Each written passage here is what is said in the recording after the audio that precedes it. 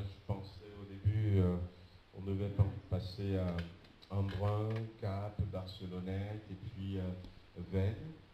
Mais finalement, on n'a fait que Veynes et Gap. On a fait que Veynes et Gap et puis les autres étaient venus. Même Briançon aussi était venu. Et puis on a tout fait sur Gap. Et je vous apporte les salutations des frères et sœurs de l'église de Gap, du pasteur Stéphane Gauthier. Amen.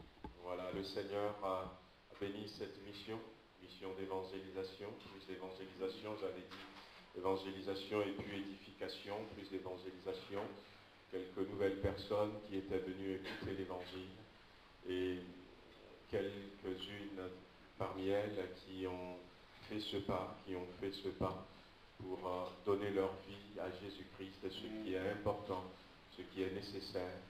Et même le dimanche matin, on avait fait un appel et puis il y avait peut-être 8 personnes à peu près qui ont donné leur cœur à Jésus. Et parmi ces personnes, il y a une dame, une jeune dame, et le pasteur était très très content parce que il voulait à tout prix que cette jeune dame puisse se donner au Seigneur. Et c'était pas encore le temps, mais bon, ce dimanche, ça a pu se faire. Merci Seigneur, merci pour vos prières. L'après-midi du dimanche, ils ont fait un programme un peu spécial, un programme qui, c'était un débat ouvert au public. C'est pas mal comme programme et ils m'ont dit que c'est la première fois qu'ils le faisaient. Donc il y avait 2 couples qui ont préparé des images, un petit reportage sur le réchauffement climatique. Voilà. Sommes-nous maîtres de notre destin? Donc il y avait des gens qui étaient venus et puis ils ont fait leur exposé. Il y a eu un tas de débats. Il faut que nous puissions avoir des attitudes plus responsables. Les gens ont intervenu. Voilà. Certains ont dit c'est la faute aux politiques, c'est la faute comment l'appelle-t-on, aux finances, voilà, à l'économie et tout. Et puis petit à petit, on revient à la Bible. Eh bien, c'est la faute du péché. Parce que l'homme s'était écarté de son Dieu. Et même si on veut mettre de côté le fait que c'est la faute d'un tel ou un tel, eh bien depuis que ça a commencé, toutes les solutions que nous proposons n'apportent pas de solution, n'apportent vraiment pas de réponse. Eh bien, plus on fait des choses, on fabrique des choses, et puis plus le temps passe et on s'enfonce de plus en plus. Et pourquoi ne pas aller chez le fabricant, le créateur de notre planète? Amen. Voyez-vous, donc c'était très bien, on n'avait pas fait d'appel,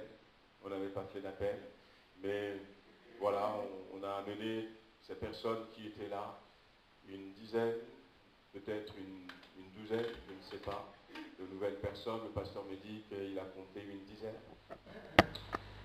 Mais on a pu leur parler de Jésus-Christ, amen. On a pu les amener en disant que la solution est là, ça se trouve auprès du Créateur. Voilà, c'est un joli week-end. Merci Seigneur. Encore une fois, merci pour vos prières. Avant d'ouvrir la parole de Dieu, vous dire aussi que hier on était, il y avait 2 frères, un frère et une sœur de Tarare, et puis nous aussi on était peut-être 8 de Villefranche. On était à cette journée de formation dans l'évangélisation sur Lyon 7, une petite équipe.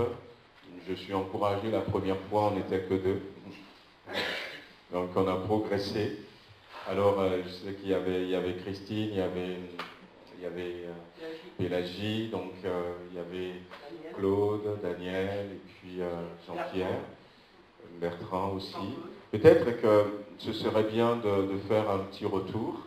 Je ne sais pas si Jean-Pierre veut peut-être faire un petit retour, comment est-ce qu'il a vécu ce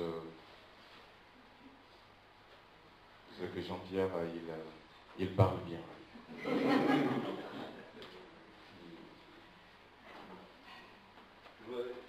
voudrais que les frères et sœurs, s'ils peuvent venir, nous fassent leur expérience. J'ai vu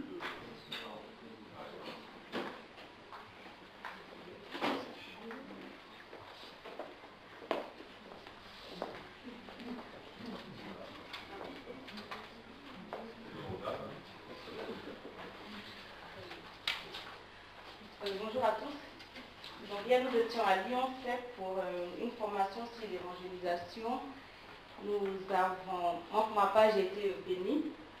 Il y avait des choses que je savais et il y avait des choses que je ne savais pas. Et puis donc hier j'ai appris la façon dont il faut aborder les gens, comment les mettre en confiance et surtout nous préparer spirituellement avant et lire la parole de Dieu. Parce que tu peux parler de Jésus si toi-même tu ne connais pas.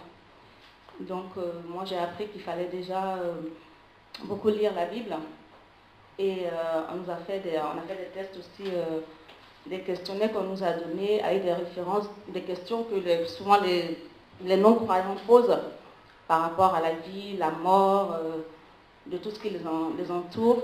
Et on a appris certains versets clés qui pourraient vraiment percuter aussi les raisonnements de ces personnes-là. Et en fait, l'essentiel, c'était vraiment s'imprégner de la parole de Dieu. Voilà, c'était le but en fait. Et je pense que c'est des outils assez importants. Et donc moi, je vous encourage pour les fois prochaines. Toute l'Église et le pasteur pour l'occasion qu'il m'est donnée. Alors, c'est avec beaucoup d'émotion et beaucoup de reconnaissance vraiment au Seigneur que je puis me tenir devant vous ce matin. Alors, je voulais dire tout simplement que pour ceux qui veulent connaître, pour savoir comment je me suis venu au Seigneur, tout simplement, je dois dire que j'ai venu le Seigneur pour la vie du pasteur Lolo parce que j'étais en classe de seconde quand il était là. Il était vraiment remarquable. Et je ne sais pas comment exprimer, mais il m'a tout simplement donné la façon dont je l'ai vu. J'ai voulu m'entretenir avec lui pour savoir, parce qu'il a créé en moi une certaine curiosité. Je me suis approché, je lui ai posé des questions, et puis alors il m'a répondu, et puis j'ai donné ma vie au Seigneur comme ça. Alléluia. Alors, ce qui est encore peut-être surprenant, c'est que c'est vrai que lorsque je n'étais pas converti, j'avais un truc, je n'aimais pas du tout encaisser les coups. Alors, tous les coups, je devrais le rembourser.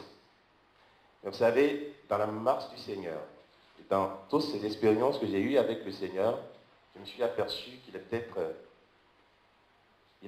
simple de rester dans la présence du Seigneur et d'avoir une intimité avec lui.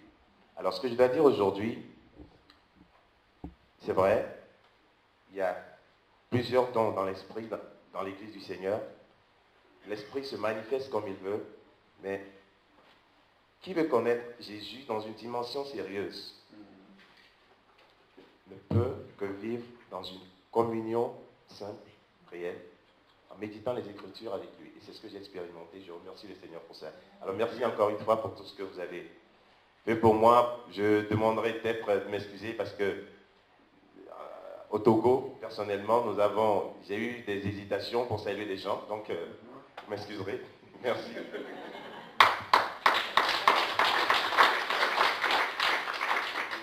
C'était pas vraiment ce que je voulais qu'il dise, mais bon.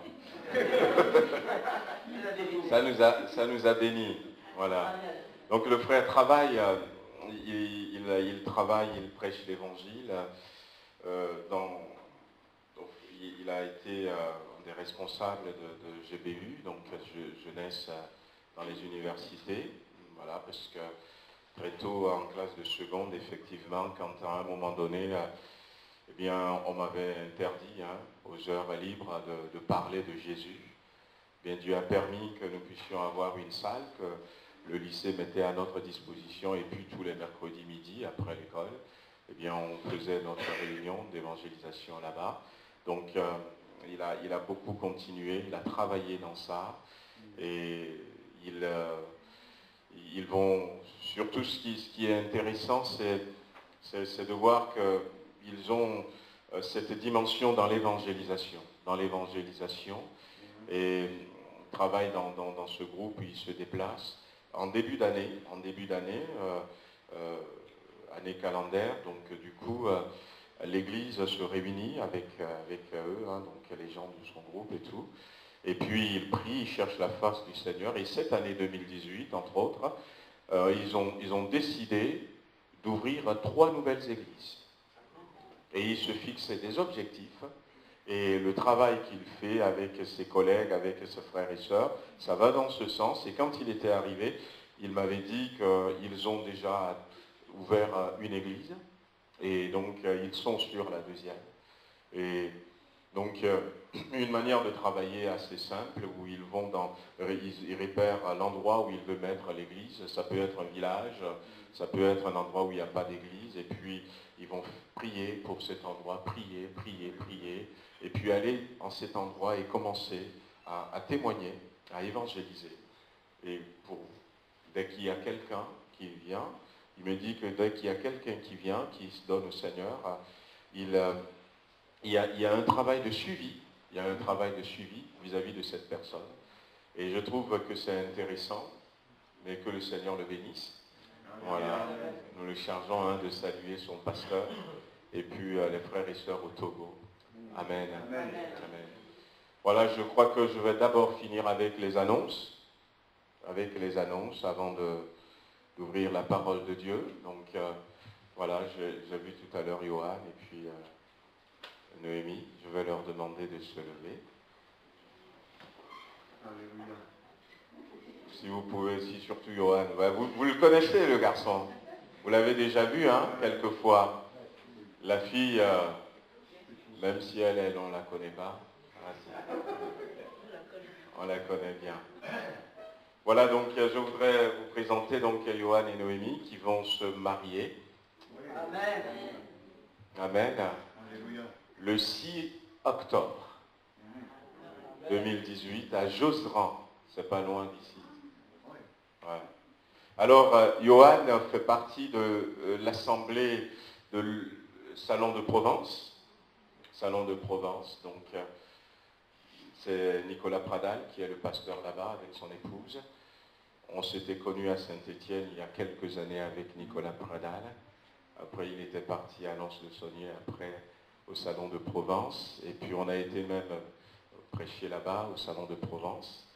Donc, ils étaient venus me voir il y a quelques mois déjà, voilà, pour me parler. J'ai donné quelques conseils. Et quand ils sont ici, ben voilà, donc je m'occupe selon les possibilités d'eux. Et quand ils sont là-bas, c'est Nicolas Pradal. Et puis avec Nicolas Pradal, on en a beaucoup parlé. Ouais, on en a beaucoup parlé. La dernière fois, c'était le 5 mai. On s'était vus ensemble et puis on a parlé. Hein, donc on se partage un peu les choses. Et nous remercions le Seigneur. Ça y est, ils vont se marier. Que le Seigneur... Alléluia. Amen. Voilà, vous pouvez vous rasseoir. On a voulu faire l'annonce maintenant parce que bientôt c'est les vacances et Noémie va déménager. Hein. Voilà, va déménager. Donc, mais on va recevoir les cartons d'invitation. Amen. Et on va continuer à prier pour eux. Alors, je veux simplement finir avec les annonces. Donc, si vous êtes au milieu de nous pour les premières fois, donc soyez bénis. Nous sommes heureux de vous avoir avec nous. Amen. Voilà, donc j'ai vu qu'il y a les parents de Julie qui sont là. Donc, le Seigneur les bénisse. Amen. Voilà, donc rappelez que le dimanche prochain, donc sera un dimanche spécial. On va faire peut-être un culte d'évangélisation. Voilà, donc ne soyez pas surpris. On va pas, pour gagner un peu du temps, on va pas faire de Sainte Seine. Soyez pas surpris, donc on va pas faire de Sainte Seine. Invitez des amis à venir. C'est les enfants qui vont animer la matinée. Nos enfants vont animer la matinée. Il va y avoir, je crois, sketch, chant et échographie. Hein?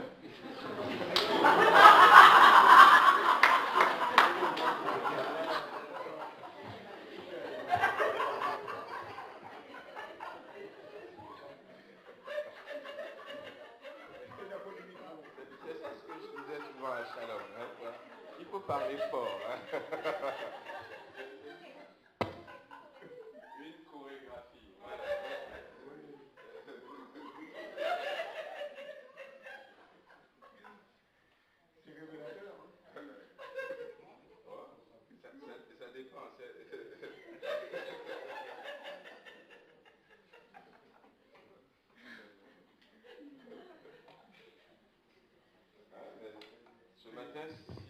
Seigneur peut faire l'échographie de nos cœurs. Ah oui.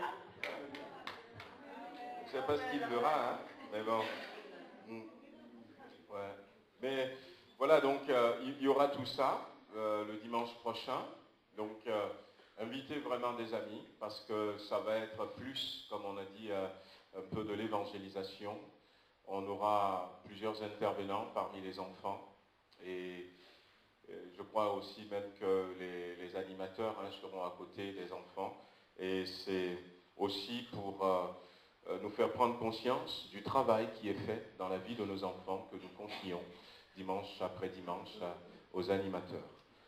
Et ce dimanche, donc, du coup, on aura notre vente, mais ça ne va pas être vente de gâteaux, ça va être vente de sucré salé. Il y aura des jus, comme on dit, exotiques. Voilà. Donc, il faut que je voie quelques personnes tout à l'heure pour nous préparer ça. Voilà, donc ce serait bien. Voilà, donc le matin déjà à partir de 8h30, oui, c'est 8h30 qu'on venait, ouais. Comme on l'avait fait pendant le temps de JDNJ, les jeunes seront là pour vous accueillir déjà avec un café, avec voilà, un thé pour ceux qui veulent, hein, avec quelques croissants comme on l'avait fait. Donc vous pouvez même venir très tôt et prendre un café ici avec nous, donc une journée bénie. Tout à l'heure, on va prier un peu pour tout cela, afin que le Seigneur bénisse cette journée. Alors, vous rappelez aussi que le mardi 26 juin, nous aurons la joie d'avoir avec nous Gérard Rigard, qui est missionnaire en Afrique de l'Ouest et qui est basé au Sénégal. Donc Gérard Rigard sera avec nous le mardi 26. Donc c'est l'occasion pour nous de voir quelques vidéos, d'entendre parler de la mission. Vous rappelez aussi que demain, lundi à 20h, tous ceux qui veulent faire partir de la chorale que nous voulons mettre en place sont demandés de se retrouver ici demain à 20h. Donc quelle que soit la voix que vous connaissez ou que pas, donc tout le monde qui a envie et qui veut faire partir de cette chorale, rendez-vous demain à 20h. Vous rappelez aussi que nous avons donc une sortie de fin d'année au PAL. Donc pour ceux qui sont inscrits, les choses ont changé. Le départ, c'est à 7h15 ici. Voilà. Parce que le parc, ça ouvre à 10h. Et on a regardé, il y a un peu plus de 2 heures de route pour y aller. Si on ne part pas à 7h15, 7h30 au plus tard, les voitures sont en route pour arriver là-bas, ne serait-ce que peut-être vers 10h moins. S'il y a déjà une queue, tout ça. Voilà, donc notez bien, donc départ 7h15 pour ceux qui sont inscrits le samedi 30. Voilà, donc vous dire aussi que le samedi prochain, justement, pour une répétition générale au niveau des enfants, on vous a demandé de permettre à vos enfants ou de les amener samedi à 10h30 pour une répétition générale. Donc je le rappelle, donc ça a été déjà dit. Vous rappelez aussi que nous avons commencé à penser préparer la rentrée. Donc on aura besoin de frères et sœurs qui s'inscrivent dans différentes activités au niveau de notre Église. Donc si vous avez envie de servir le Seigneur, ce matin il y a une personne qui était venue me voir, il m'avait dit tiens, j'ai demandé à rentrer dans une activité, est-ce que tu es d'accord? Je ne peux qu'être d'accord. Voilà, lorsque les frères et sœurs se lèvent pour servir le Seigneur. Donc pensez-y, c'est bien d'être là dans la maison de Dieu, mais c'est bien de participer, de faire quelque chose pour le Seigneur. On peut toujours faire quelque chose pour le Seigneur dans sa maison. Et vous dire aussi que nous avons à disposition pour vous des fiches d'adhésion, donc si vous pouvez en prendre encore tout à l'heure si vous voulez. Et puis j'ai préparé aussi un papier que je veux mettre à votre disposition. Sur ce papier, j'ai marqué 3 choses et j'ai marqué, c'est toujours pour préparer l'année prochaine, est-ce qu'il y a des thèmes que vous aimeriez qu'on aborde? Parce qu'on essaiera de voir un peu, peut-être un dimanche après-midi, tous les 2 mois, on essaiera de voir, mais est-ce qu'il y a des thèmes que vous aimeriez qu'on aborde? Est-ce que vous avez des questions particulières auxquelles vous aimeriez qu'on apporte des réponses, ou est-ce que vous avez des besoins personnels? Donc ces fiches aussi sont là, elles sont anonymes, on n'a pas forcément besoin. Ce qui nous intéresse, c'est si vous avez des thèmes que vous aimeriez qu'on aborde, que vous puissiez nous les marquer pour que nous puissions, eh bien, dans le courant de l'année prochaine, essayer de revenir ou de venir sur quelques-uns de ces thèmes. Amen. Voilà, on va remercier le Seigneur, on va prier ensemble, on va demander à un frère, on va demander à Azim s'il veut bien se faire notre porte-voix. On va prier pour Claude, pour Noémie, Johan, on va aussi prier pour le dimanche prochain et prier pour la parole de Dieu.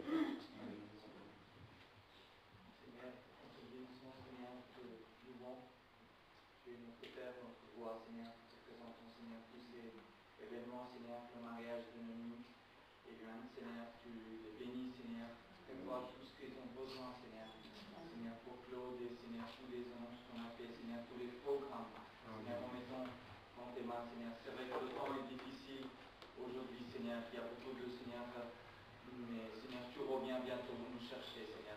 Alléluia. C'est ça, Seigneur, les moments dans tes mains. Seigneur, guide-nous, protège-nous, et Seigneur, pour tes enfants, Seigneur, surtout la semaine prochaine, Seigneur, tu les, Seigneur, bénis vraiment richement, et Seigneur, tu es avec nous, et tu nous béniras, Seigneur. Merci pour ta grandeur, pour ta majesté, Seigneur, et pour, Seigneur, que tu es toujours avec nous. Amen. Amen. Gloire à Dieu. Amen. Voilà, donc on va lire dans Matthieu chapitre 19, ce verset qui nous parle du jeune homme riche. Matthieu 19, on va lire à partir du verset 16.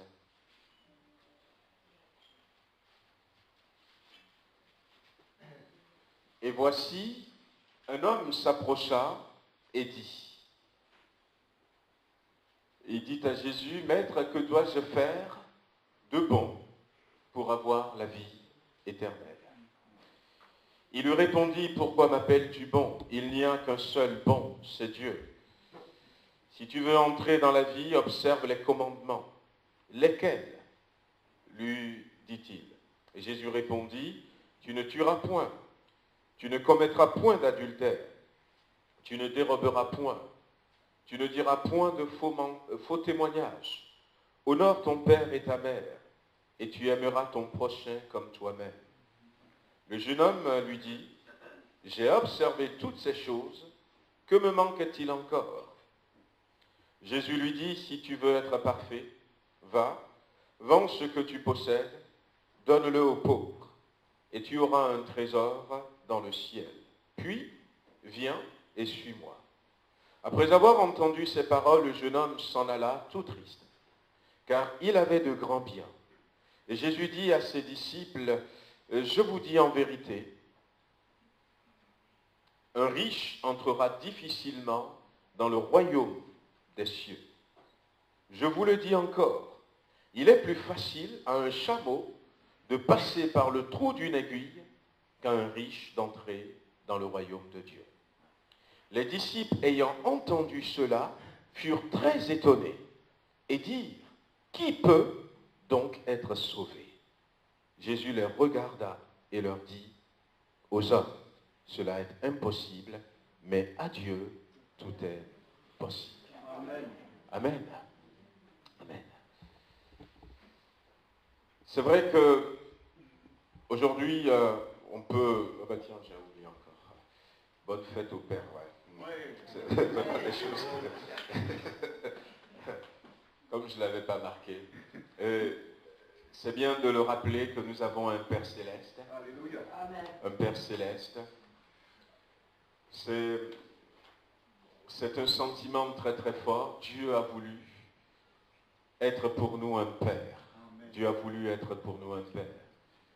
Et avant même la création, alors que Nous étions encore dans son imagination, dans ses pensées, alors même que nous étions que des projets dans son cœur. Quand il avait décidé, nous en avions parlé il y a quelques jours, quand il avait décidé finalement de mettre une parenthèse dans l'éternité et puis de nous créer, il a voulu que nous soyons ses enfants. Il a voulu que nous soyons ses enfants.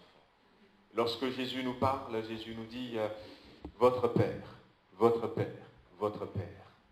Et c'est bien de le rappeler aujourd'hui que nous devons honorer notre Père, notre Père.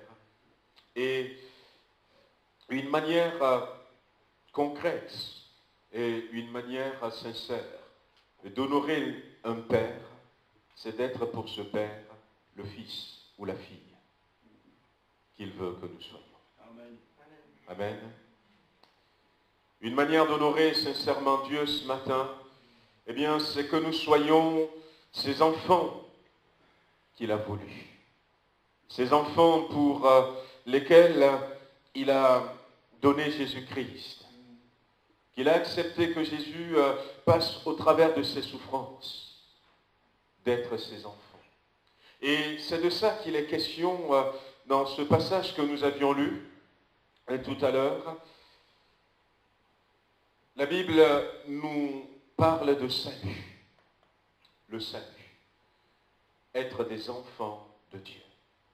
Dans ce passage, eh bien, il y a ce garçon qui était venu vers Jésus-Christ et qui va lui poser cette question. Et la question c'était, que dois-je faire de bon pour avoir la vie éternelle? Ce que ce garçon voulait, ce que ce jeune homme voulait, ce que cet homme voulait, c'était avoir la vie éternelle. Être sauvé. Être sauvé. Et il va poser la question à Jésus-Christ et Jésus va en effet répondre par rapport à la question qu'il avait posée. Jésus va lui expliquer effectivement pour, si tu veux entrer dans la vie, si tu veux entrer dans la vie. Et là, dans ce dialogue qu'il y a eu entre Jésus et ce jeune homme, eh bien, on voit quand même l'importance de devenir enfant de Dieu. L'importance de la vie éternelle, l'importance du salut. Que dois-je faire pour avoir la vie éternelle? Et le salut que nous avons en Jésus-Christ, c'est cette vie éternelle. Et nous en avions parlé déjà, c'est la vie de Dieu, c'est la vie qui ne finit pas, qui ne finit pas. Mais Jésus, en répondant à ce jeune garçon, en disant, si tu veux entrer dans la vie, va nous faire comprendre que, eh bien, même pour avoir la vie, la vraie, tu as besoin de ce salut. Et c'est vrai qu'on pourrait dire, la vie éternelle, c'est quelque chose de lointain, c'est quelque chose dans le ciel. Mais Jésus est en train de nous dire que même pour vivre ici, il va nous rappeler cette vérité que nous avions entendue à plusieurs reprises, que sans Christ, nous sommes morts. Morts dans le péché. Sans lui, nous sommes morts dans le péché. Mais avec lui, nous avons une résurrection. Amen. Nous avons une résurrection. Je vous avais dit, pour ceux qui se rappellent, que lorsque l'apôtre Paul va parler, il va parler du deuxième Adam, ou encore du deuxième homme. L'apôtre Paul en parle. Parce qu'aux yeux de Dieu, c'est comme s'il n'y a que deux hommes, Adam et Jésus-Christ. Et tout le reste, soit nous sommes en Adam ou nous sommes en Christ. Nous sommes soit en Adam et nous sommes en Christ. La Bible nous parle de troupes, la Bible nous parle d'un groupe de gens qui sont en marche.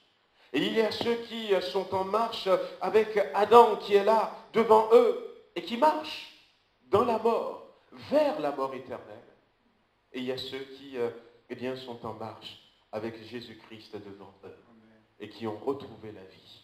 Jésus est en train de nous dire que la vie éternelle est importante parce que c'est la vraie vie. Et ça commence sur terre. Il ne faut pas attendre. Si tu veux entrer dans la vie, Cet homme avait de l'argent, il avait de grands biens, la Bible nous dit. Peut-être qu'il se faisait toutes sortes de plaisirs. Et les gens pourront dire à côté, mais oh, lui, il vit vraiment. Mais Jésus est en train de dire, mais tu n'es même pas encore entré dans la vie. Tu n'es même pas encore rentré dans la vie. Malgré tout ce que tu pouvais t'offrir avec ton argent. Malgré tout le plaisir, malgré tout ce que tu peux faire. Malgré le regard que les autres portent sur toi. Si tu veux entrer dans la vie, si tu veux quitter la mort, si tu veux sortir de la mort, c'est ça la réponse de Jésus dans un premier temps. Jésus, dans ce passage, ce qui l'intéresse, ce n'est pas les richesses, ou pas de richesse, mais ce qui l'intéresse, c'est la vie éternelle. Et cette vie, la Bible insiste là-dessus. Mon frère, ma soeur, est-ce que tu as la vie? Est-ce que tu es sorti de la mort? Est-ce que tu es sorti de la mort? Un jour, les gens ont posé la question à Jésus-Christ. Et Jésus va leur donner une réponse. Ils voulaient piéger Jésus. Alors ils posent des questions compliquées. Des fois, ils cherchaient à le piéger. Et puis Jésus va leur dire, vous êtes dans l'erreur. N'avez-vous pas lu dans la parole? Dieu est le Dieu des vivants. Dieu est le Dieu des vivants et non pas des morts. Et si à un moment donné, nous ne quittons pas la troupe d'Adam, nous ne sortons pas de la mort pour aller dans la vie, nous ne pourrons jamais trouver Dieu. Un homme qui était très religieux était venu voir Jésus-Christ pour essayer de lui dire « Ah, tu es un envoyé de Dieu, personne ne peut faire ce que tu fais si Dieu n'est pas avec lui. » Si tu ne nais pas de nouveau, tu ne peux pas voir. Tu es religieux, mais si tu ne nais de Tarse, comme il avait fait pour Saul de Tarse. Vous vous rendez compte, lorsque nous lisons la Bible, il y a des mots, des fois, qui nous échappent ou que nous lisons très très vite. Et c'est vrai, pour Paul, tout le monde le sait, mais lorsque, par exemple, eh bien, on disait la dernière fois, Pierre va envoyer une lettre aux églises et va leur dire, les chrétiens de Babylone vous saluent. L'évangile est allé jusque-là. Babylone. L'oppression. Oui. La captivité. Celui qui nous détenait captifs, aujourd'hui est devenu notre frère, notre sœur. Oh, je ne pensais pas, dira Jonas, mais Dieu est capable de changer le cœur des Ninivites. Lorsque l'apôtre Paul dira, par exemple, alors qu'il était parti là-bas pour aller en prison à Rome, mais il dira quelque temps après, ceux de la maison de César vous saluent. Waouh! Les frères et sœurs de la maison de César vous saluent. Bien-aimés, qu'est-ce que Dieu ne peut pas faire? Il veut d'abord le faire pour vous. Je ne sais pas où est-ce que vous en êtes, mais faites vite, sortez de la troupe de ceux qui marchent vers la mort éternelle, en acceptant Jésus-Christ comme votre Seigneur et Sauveur. Mais ce matin, qu'est-ce que Dieu ne peut pas faire? Y a-t-il encore des situations compliquées dans ma vie personnelle? La Bible dit que tout est possible à Dieu. Des choses qui me dépassent. Des choses qui me dépassent. Et des fois, c'est une perte de temps de tenter de faire nous-mêmes. De tenter de dire, mais je vais trouver une solution.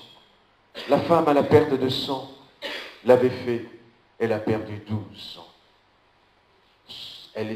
Sa situation était allée de mal en pire. Et comme je disais tout à l'heure, la solution, Dieu seul connaît la solution.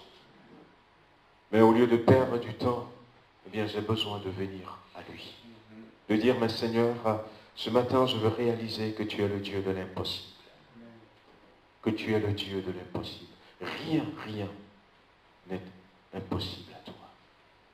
Mais ce matin, dans le cadre de l'évangélisation. Je veux encore croire en toi pour que mon mari revienne dans ce lieu. Je veux encore croire en toi pour que mes enfants reviennent à toi. Racontez ce témoignage, je vais terminer par ce témoignage. Ce témoignage qu'il y avait une maman qui priait pour sa fille. Et sa fille ne voulait pas de Dieu.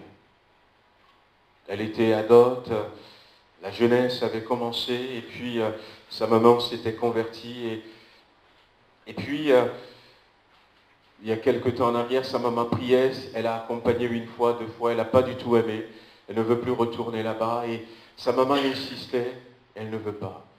Puis sa maman priait pour elle. Et à un moment donné, elle avait décidé avec ses copains de partir en boîte de nuit.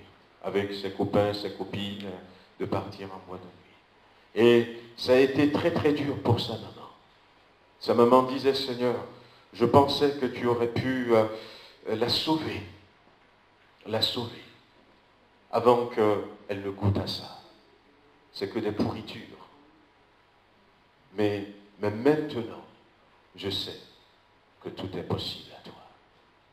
Mais maintenant, je sais que tout est possible à toi. Ils étaient partis avec les copains, les copines et tout, à cette boîte de nuit. Ils avaient pris leur ticket. Et puis, quand ils étaient arrivés, il y avait le costaud là, le gaillard, qui était vigile. Voilà. Le Goliath qui était là-bas. Et puis, le gars, il laisse entrer tout le monde, sauf elle.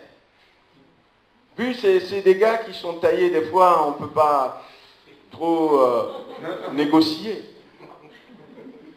Et puis, le gars qui le prend par il dit, non, toi tu ne rentres pas ici. Qui le prend par la main, il dit à un de ses collègues, garde-moi, et qui l'amène un peu loin. Et puis, qui change de voix. Et dit, mais toi, ma petite, tu n'as rien à faire dans ce lieu. Cet endroit n'est pas fait pour toi. Rentre chez toi à la maison. Et ne rentre plus jamais dans un endroit pareil. Dieu va utiliser cet homme. Qu'est-ce qu'il ne peut pas faire, notre Dieu? Et cette petite était rentrée à la maison. Elle était frustrée sur le coup. Mais elle s'était posé la question, si cet endroit n'est pas mon endroit. Ma maman me l'avait déjà dit. Et maintenant, voilà, ce monsieur me le dit. C'est où ma place? Et le dimanche qui a suivi, elle est parti avec sa maman à l'église. On va baisser les têtes. On veut prier ce matin. On veut prier ce matin. Bien-aimés, je ne sais pas dans quelle situation vous êtes. Je veux d'abord prier pour ça. Je ne sais pas dans quelle situation vous êtes. Je ne sais pas aussi dans quelle troupe vous êtes. Mais ce matin, j'ai envie de vous dire, aux hommes, cela est impossible. Mais à Dieu, tout est possible. À Dieu, tout est possible. Oui. Commencez à déverser votre cœur devant Dieu.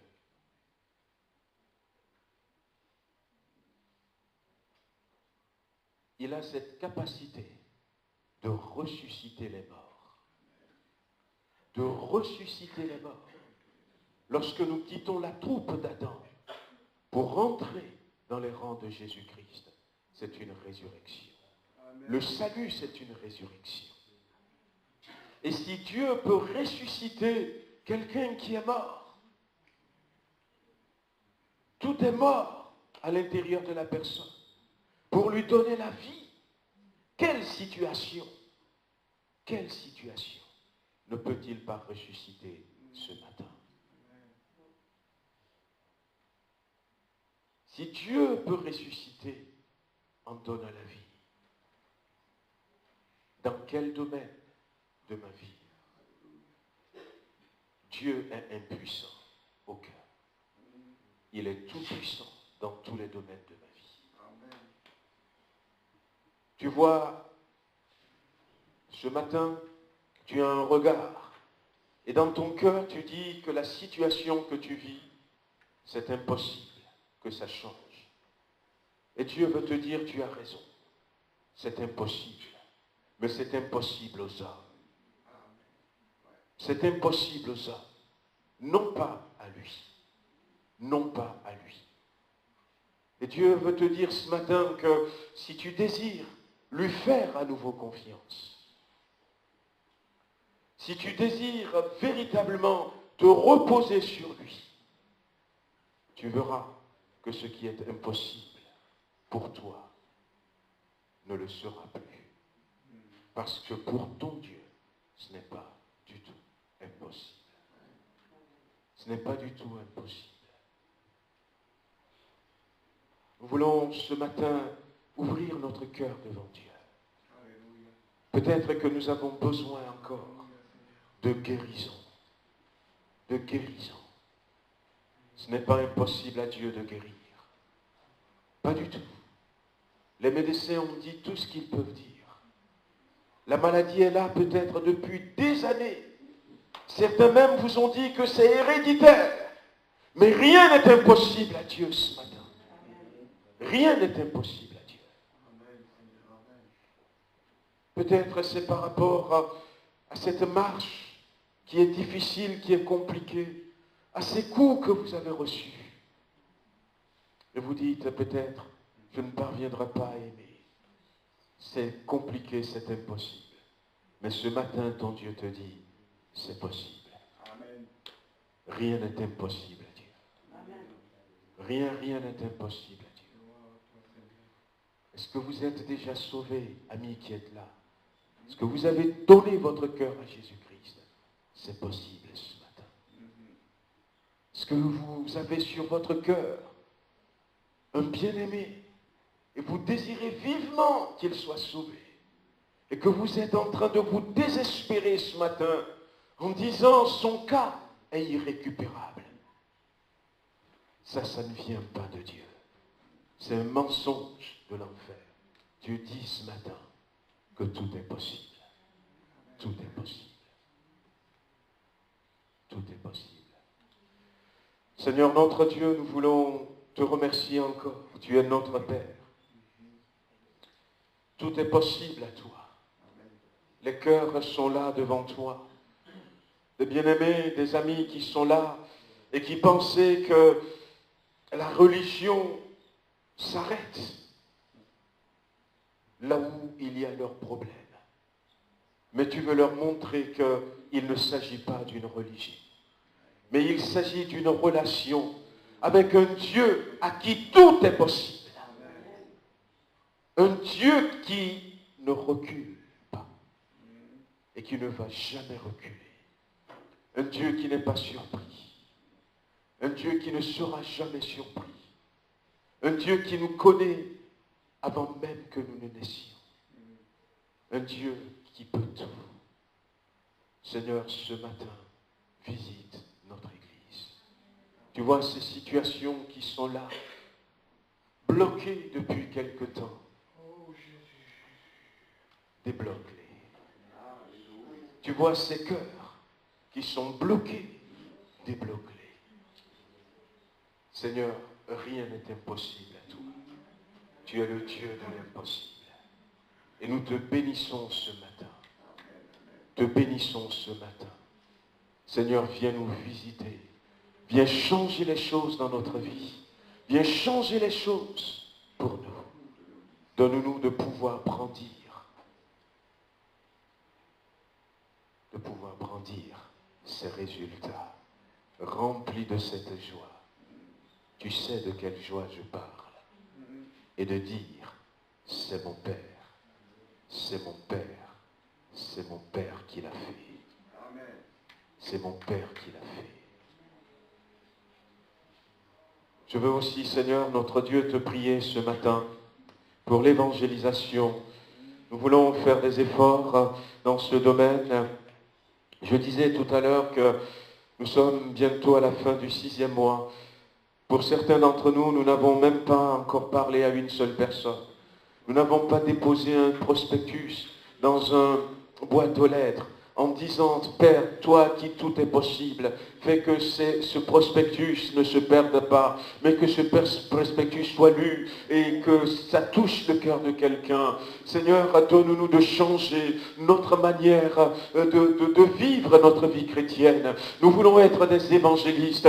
Nous savons que nous pourrons aller. Nous pourrons même parler à des collègues. Nous pouvons parler à des gens dans la rue, sachant que toi, tout est possible. L'ennemi nous dit toujours, mais il va te mépriser, il va être indifférent, il peut se moquer de toi. Mais nous savons que tout est possible à Dieu. Et nous pourrons dire, Seigneur, pour le salut de cet homme, pour le salut de cette femme, je veux lui dire que Jésus-Christ l'aime. Et je sais que tout est possible à toi, que tu peux utiliser cette parole pour le bousculer, pour l'attirer à toi. Seigneur, change la manière dont nous vivons notre vie chrétienne, que nous devenions une église qui parle de Jésus-Christ, qui annonce cette bonne nouvelle, sachant que tout est possible à Dieu.